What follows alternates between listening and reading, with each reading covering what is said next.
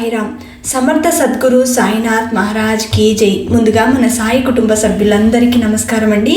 అందరూ కూడా సుఖంగా, సంతోషంగా, ఆరోగ్యంగా బాగుండాలని మనస్ఫూర్తిగా కోరుకుంటూ ఈరోజు వీడియో మొదలు పెడుతున్నాను. ఇక ఈరోజు వీడియోలో బాబాగారు ఏం చెప్పబోతున్నారు అంటే, తల్లి ఈ 1వ తారీఖు ఈ శ్లోకం చెప్పుకొని కొబ్బరికాయతో ఈ రాత్రికి ఇలా చేసి చూడు, గురువారంలోపు నీకున్న సమస్యని దూరం చేస్తాను అని బాబాగారు ఈ సందేశాన్ని అందిస్తున్నారండి.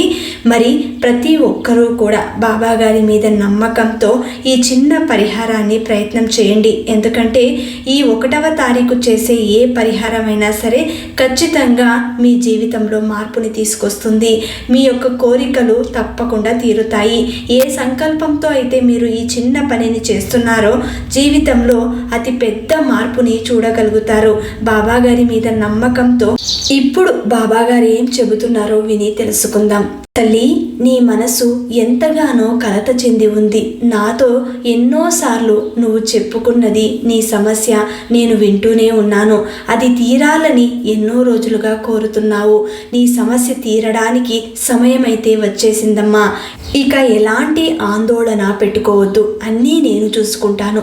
సాయి మీద నమ్మకం ఉంచావు. శ్రద్ధ భక్తితో నువ్వు చేస్తున్నది నాకెంతగానో నచ్చింది. నీ జీవితం మారడానికి క్షణం సమయం చాలదు. కాబట్టి ఏది చేసినా ఈ సాయి నీ మంచి కోసమే చేస్తాడు. నమ్మకం ఉంచు తల్లి. ఎప్పుడైనా సరే ఈ సాయి ప్రతి పనిలో నీ జీవితంలో ముందడుగు ఉండి అన్నింటిలోనూ విజయాలు కల్పించడానికి సిద్ధంగా ఉన్నాడు. బాబా, ఎన్నోసార్లు నా బాధని చెప్పుకున్నాను. నా బాధ తీరితే చాలు అని ఎదురు చూస్తున్నాను. ఎన్నో పరిహారాలు చేశాను. నిన్నే నమ్ముకున్నాను. నీ నామంతోనే బ్రతుకుతున్నాను. అయినా సరే నా బాధ తీరటం లేదు అని నా బిడ్డ ఏడుస్తుంది. తల్లి, ఇక చింతించకు. ఇటు చూడు, ఈ సాయినే చూడు. సాయి కళ్ళల్లోకి చూస్తూ ఒక్కసారి నేను చెప్పేది అర్థం చేసుకో. నువ్వు నా బిడ్డవి. ఎందుకు నిన్ను వదిలేస్తాను? నమ్ముకున్న వారిని నేనెప్పుడూ కూడా ఒంటరి వారిని చెయ్యను. ఎప్పుడూ వారితోనే ఉంటాను. ఎక్కడ చూసినా నేనే కనిపిస్తాను. నీ మనసుతో చూడు. కళ్ళతో చూసి భ్రమపడకు. నీ చుట్టూ కవచంలా నేనే ఉన్నాను. తల్లి, ఏ జన్మలో చేసిన పుణ్యమో ఈ జన్మలో నువ్వు అంత సంతోషాన్ని అనుభవించబోతున్నావు. నా బిడ్డలు ఎక్కడుంటే నేను అక్కడుంటాను. సంతోషం కోసమే వారు తప్పిస్తున్నారు. జీవితంలో ఎన్ని బాధలొచ్చినా భరించడానికి సిద్ధంగా ఉన్నారు.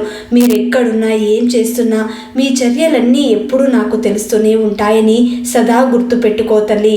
నేను సర్వాంతర్యామిగా అందరి హృదయాలలో ఉండేవాడిని.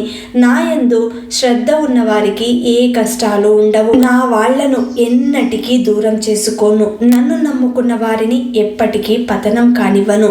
ఈ విశాల విశ్వంలో మీరు ఎక్కడున్నా సరే నేను మీతోనే ఉంటాను. మీ హృదయమే నా నివాసం.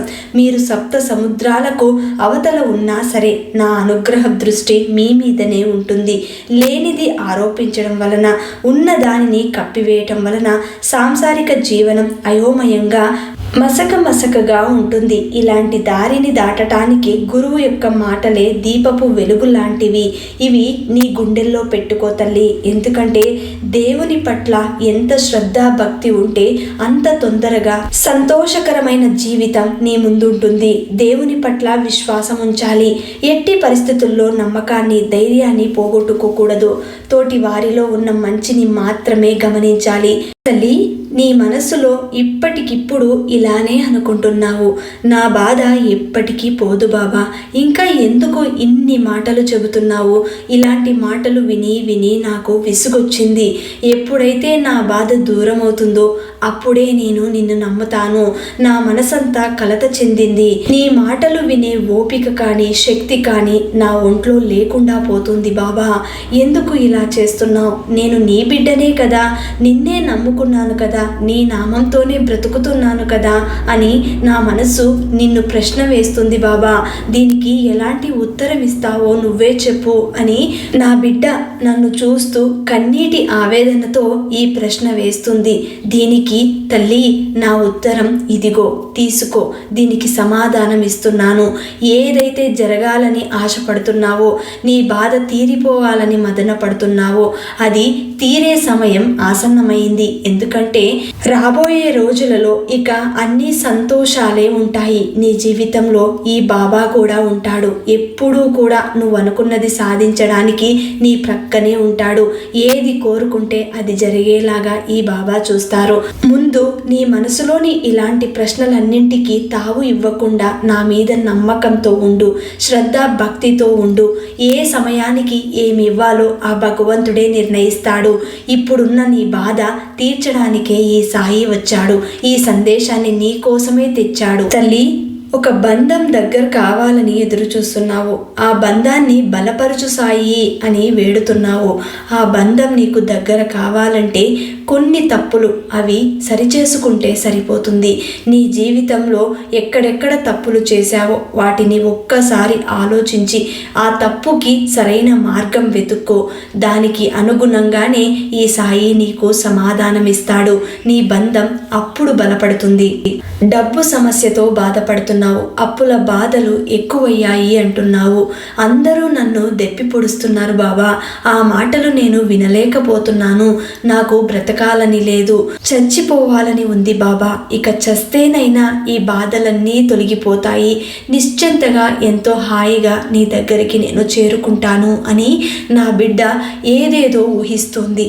తల్లి, జీవితం పట్ల విరక్తి చెందకూడదు. నీ మనస్సు చెప్పిందే నువ్వు చేస్తున్నావు. ఎప్పుడైతే మన పాప పరిహారం జరుగుతుందో అప్పుడు భగవంతుడే నీ ముందుకు గురువు రూపంలో వస్తాడు. అతని పరిశీలనలో జీవునికి జరగవలసిన పరిహారాలు నివృత్తిగా జరుగుతాయి. దేవుని పట్ల నమ్మకం అనేది ఉండాలి. ఆ నమ్మకమే నిన్ను ఎప్పటికైనా గెలిపిస్తుంది. నా వద్దకు వచ్చే వారి కోరికలు తీరుస్తానని వాగ్దానం చేస్తూ ఉంటాను. ఎందుకంటే కోరికలు తీరిపోతే మనిషి సంతృప్తి పొందినవాడై ఆధ్యాత్మికంగా దృష్టి సారించి పై మెట్టు ఎక్కటానికి ప్రయత్నిస్తాడు. ఏది మంచి ఏది చెడు తెలుసుకునే విచక్షణ జ్ఞానాన్ని పొందుతాడు. తల్లి, నేను చెప్పినట్టుగా చేసి చూడు. తప్పకుండా నీ జీవితం అతి తొందరలో మారబోతుంది. నేను అడిగే 2 రూపాయల దక్షిణ నువ్వు అనుకుంటున్నట్టు ఈ రూపాయలు కాదు. ఒకటి నిష్ఠి, అనన్యమైన నమ్మకం, రెండవది సబూరి, సంతోషంతో కూడిన ఒరిమి. ఈ రెండింటినీ సమర్పించిన నా భక్తులు నన్ను గెలిచినట్లే. ఎప్పుడూ కూడా నన్ను ఎవరైతే ప్రేమగా పిలుస్తారో అలాంటి వారి వద్దకు పరిగెత్తుకొని వెళతాను, ప్రత్యక్షమవుతాను. నా భక్తుల నుండి నేను కోరుకునేది హృదయపూర్వకమైన ప్రేమ మాత్రమే. అంతేకాని నీ మనసులో ఎలాంటి ఆందోళనలు పెట్టుకోవద్దు.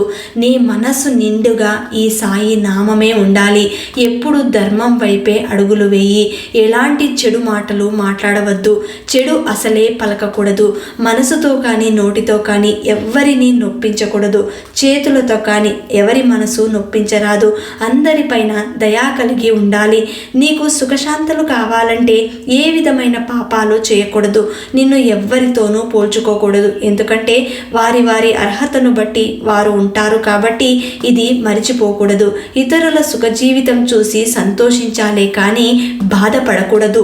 తల్లి, ఆరోగ్యం పట్ల బాధపడుతూ ఉంటే నేనొకే ఒక మార్గం చెబుతాను. సాయి విభూతి కామధేనువు లాంటిది.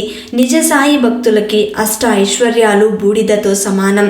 సాయి అనుగ్రహం అనే సంపదే మీకు పెన్నిది లాంటిది. కాబట్టి ఇవి ఎలాంటి సమయంలోనైనా గుర్తుపెట్టుకో.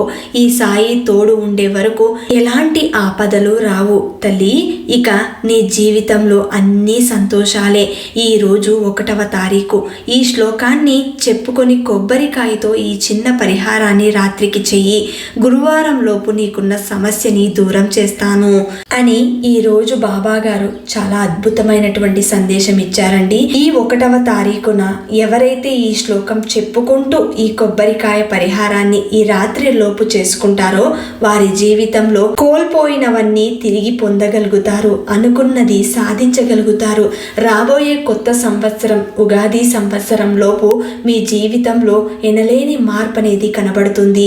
కాబట్టి తప్పకుండా బాబాగారు చెప్పినట్టుగా నమ్మకంతో బాబాగారు ఏం చెప్పారో, మనం ఎక్కడ తప్పు చేస్తున్నామో అవన్నింటినీ సరిదిద్దుకొని శ్రద్ధ భక్తితో సహనంతో ధర్మం వైపు అడుగులు వేస్తూ ఎవరికీ హాని తలపెట్టకుండా మంచిని మాత్రమే అంటిపెట్టుకొని జీవితంలో ఎవరి గురించి చెడుగా మాట్లాడకుండా మన బాధ్యతని మనం నిర్వర్తించుకుంటూ వెళుతూ ఈ రోజుటితో మీ బాధలన్నీ తీరిపోవాలని సంకల్పం చేసుకుని ఈ శ్లోకాన్ని చెప్పుకొని ఈ పరిహారాన్ని చేయండి.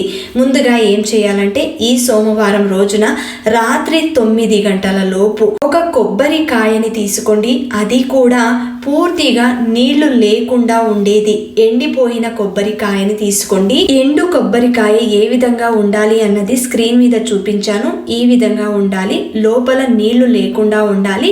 లోపల ఉన్న కొబ్బరి బాగా కదలాలి. మీరు కదిలిస్తే దానిని కదిలే విధంగా ఉండాలి. ఇలాంటి కొబ్బరికాయని తీసుకోండి. మీ పూజా మందిరంలో కూర్చొని బాబాగారి చిత్రపటం ముందు కూర్చొని మీరు సంకల్పం చేసుకోవాలి. ఇది సాయంకాలం వేళ దీపారాధన చేసే సమయంలోనైనా ఈరోజు చేయవచ్చు. లేదు అంటే రాత్రి 9 గంటల లోపు కూడా ఈ పరిహారాన్ని చేసుకోవచ్చు.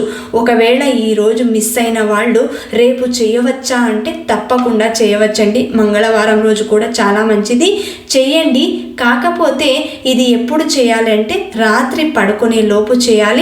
గురువారం లోపు, వచ్చే గురువారం లోపు ఈ పరిహారాన్ని చేసుకోండి. మీ సమయానికి అనుకూలంగానే ఈ పరిహారం చేసుకోవచ్చు. ఉదయమైనా చేయవచ్చు, సాయంకాలం వేళ చేసుకోవచ్చు, లేదంటే రాత్రి పడుకునే లోపు చేసుకోండి. అంతా మంచి జరగాలని పాజిటివ్గా ఆలోచిస్తూ ఉన్న బాధలన్నీ ప్రక్కన పెట్టి మొదటిగా బాబాగారి ముందు మీ సంకల్పం చెప్పుకోండి. ఈ కొబ్బరికాయని చేతిలో పట్టుకొని బాబాగారి ముందు సంకల్పం చేసుకోవాలి. మీ సమస్యని చెప్పుకోవాలి. బాబా, కొత్త సంవత్సరంలోకి అడుగు పెడుతున్నాను. నా సమస్య ఏదైతే ఇప్పుడు చెప్పుకుంటున్నానో నమ్మకంతో మీ మీద భక్తితో శ్రద్ధతో ఒకే ఒక్క నమస్కారం చేసుకుంటూ నా బాధనంతా మీతో చెప్పుకుంటున్నాను. బాబా, నేను అనుకున్నట్టుగా నా సంకల్పం నెరవేరితే గనుక, అంటే ఈ ఉగాది లోపు నా సంకల్పం నెరవేరితే గనుక తప్పకుండా నా స్తోమతకు తగ్గట్టుగా నాకు తోచినంత సహాయం పేదలకు అందిస్తాను. కనీసం 5 మందికి కడుపు నింపుతాను బాబా అని మొక్కుకోండి. ఆ తర్వాత 11 సార్లు ఈ శ్లోకాన్ని చెప్పుకొని మీ పనిని మీరు చేసుకోండి.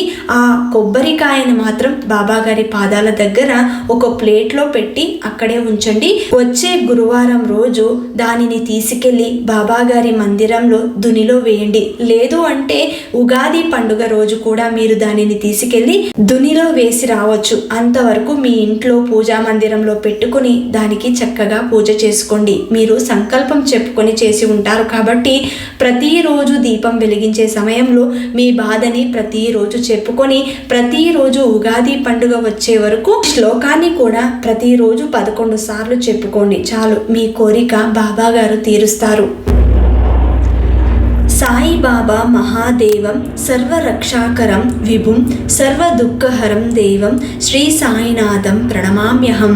ఇది స్క్రీన్ మీద కూడా నేను ఇస్తానండి. ప్రతి ఒక్కరూ నోట్ చేసుకొని ఈ శ్లోకాన్ని 4 లైన్లు ఉంటుంది అంతే.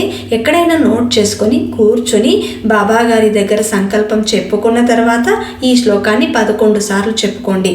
ఈ వీడియో కనుక మీకు నచ్చితే ఒక చిన్న లైక్ చేసి సబ్స్క్రైబ్ చేసుకోండి ఫ్రెండ్స్. మళ్ళీ రేపటి వీడియోలో కలుసుకుందాం. అంతవరకు సెలవు. సర్వే జనా సుఖినో భవంతు. సర్వం శ్రీ సాయినాథార్పణమస్తు.